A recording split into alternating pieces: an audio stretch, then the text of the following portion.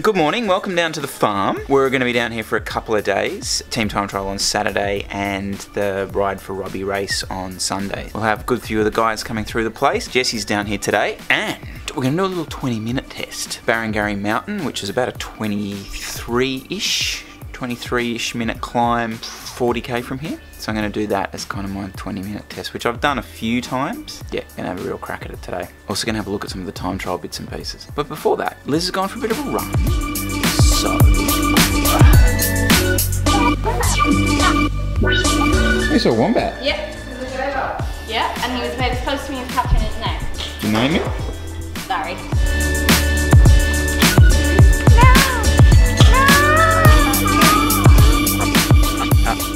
Focus on me, don't focus on Jesse.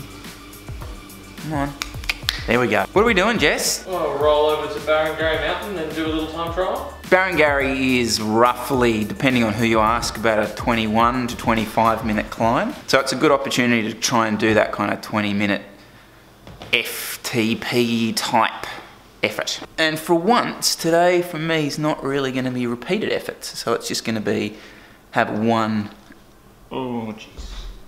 absolute crack up it and see how we go. I have to carry a camera up this climb, so there's my first excuse. Also, wearing an NERO jersey, not wearing a climbing jersey. What was I thinking? Not sure I've said this before. I've definitely found doing my efforts recently, especially on the time trial bike, there's been a vast improvement, but an improvement because I've been paying real attention to actually my power meter. So almost Froome style staring at it. And it's kind of reducing the sort of dead spots. So I'm going to try that today on the 20-minute effort and see how we go.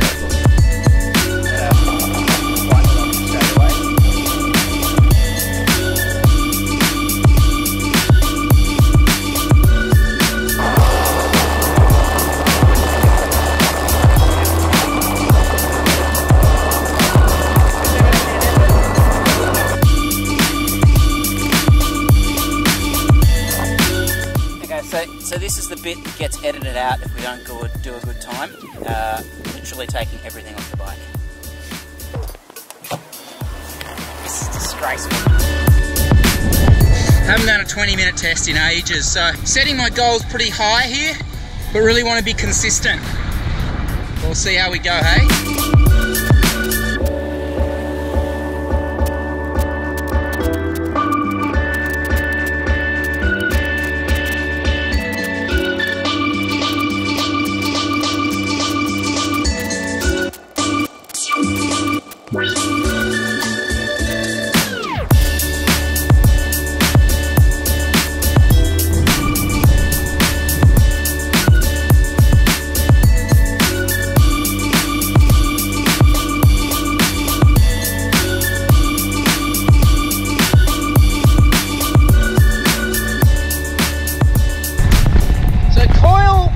Sure yet, but Kyle might have KOM'd Barrengarry here. I think I definitely PR'd it. And we're claiming headwind. Oh, yeah. Definitely claiming headwind. I had to carry the GoPro up, so that's obviously weighed me down dramatically.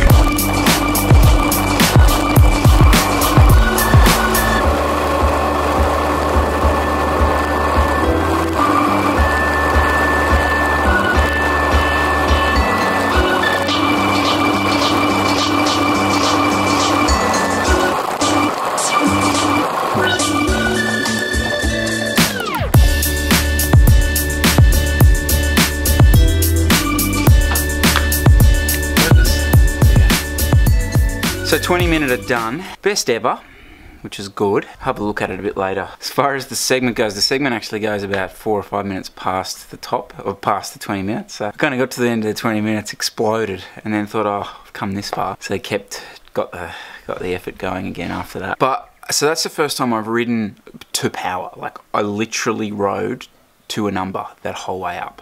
Never done that before, and I've never done that in an open road, which is also interesting, but on that road it's fine. You know, I mean, obviously you don't do that kind of thing in a race or anything, but I think for me, what that helped me do is try and alleviate the dead spots and force myself to concentrate on putting that power out, which, you know, for training is great.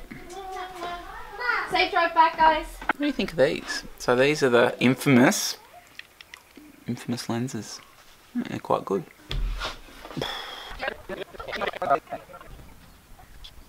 The other thing, I shot that on the Sony Action Cam going up there. And I reckon what will be really interesting is we can pick out how I'm still quite uneven on an effort, specifically when it flattens out. So you've been climbing for maybe 3 or 4 minutes, and then you get those sort of plateaus, and then that's, again, that seems to be where I struggle to continue to hold power out. There you go. Oh, thank you, Kira, for giving me your dirty nappy. It seems as though we're going to the beach, which is an update.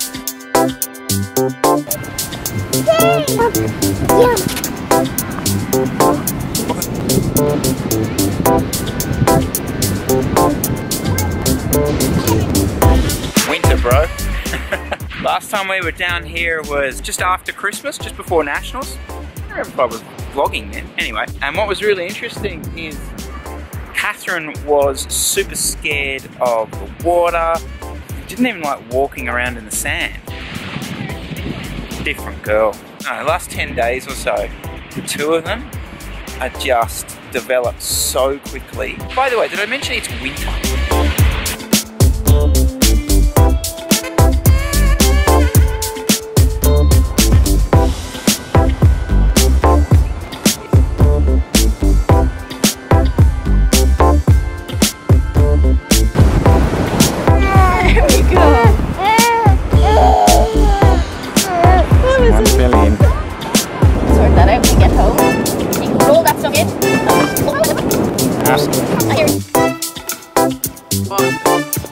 Okay, while I'm gonna give this a quick clean, I also want to kind of maybe run through all the stuff you need. We don't need, but all the stuff that you can bring for a time trial. It's a lot of stuff. It's not all absolutely important, but you'll see.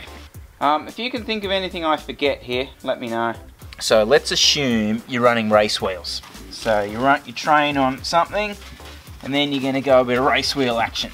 First thing I'll say, and this is my situation, is brake pads, be careful, because what tends to happen with these things is the race wheels tend to be a wider rim profile. So you throw the race wheels in and all of a sudden your pads are touching the rim. Really have much you can do about this. Well, at least I don't anyway, because a lot of the time with these integrated brakes, you don't really have ability to adjust them. Find a middle ground. Zip disc, super wide. When I put the training wheel in, I don't have much braking, to be brutally honest, so I do rely quite a bit on the front wheel. Clearance of your rear wheel, a lot of the time, again, when you're putting a disc in or something like that, you'll find that it's much closer to your seat stay. A lot of TT bikes have the ability to adjust that. Do it, check it, because it is a regulation. Yeah, you got to be able to fit a credit card between the frame and that rear tyre.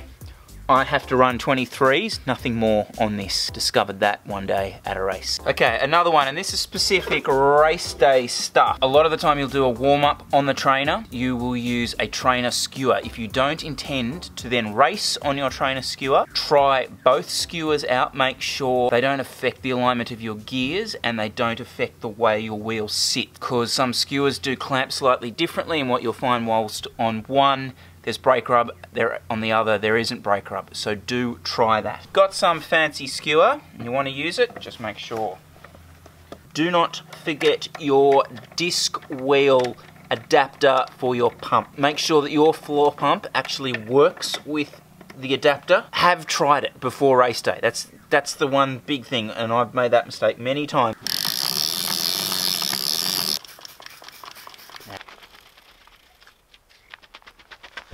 Certain gearing, certain wheel setups. For me specifically, run a disc and a 404. Jesse runs a disc and a 75. What is the absolute ideal? Which is a stupid spot. Thoughts? As deep as you can handle on the course in the conditions? You're pretty much going to go as deep as you can, because every time trial you're probably going to do, you're going to be averaging over 40 k's an hour. So I run a 404 just because the 404 is what's on the road bike. Gearing.